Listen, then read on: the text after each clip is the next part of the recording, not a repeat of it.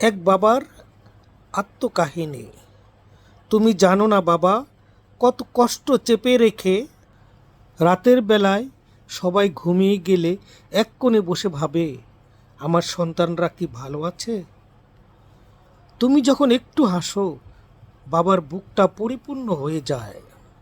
তুমি যখন কষ্ট পাও, বাবার ভিতরে ঝড় ওঠে। কিন্তু বাবার ভিতরে ঝড় তুমি তো দেখোনি কখনো। তোমাকে মানুষ করার জন্য, প্রতিষ্ঠিত করার জন্য বাবা কত না কষ্ট করেছে, কত না ঘাম ঝরিয়েছে, তুমি কি দেখেছো কবু? তাই বাবা যখন দুর্বল হয়ে যায়, বৃদ্ধ হয়ে যায়, সে বাবা ভাবে তুমি তার পাশে একটু আসো, বাবাকে প্রাণ ভরে ভালোবাসো। একদিন বাবা আসবে না, তোমার জন্য অপেক্ষা করবে না, তোমার ডাকে সাড়া দেবে না।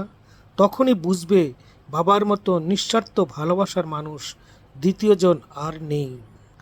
তাই বাবা বেঁচে থাকতে বাবাকে ভালোবেসে যাও, সম্মান করো।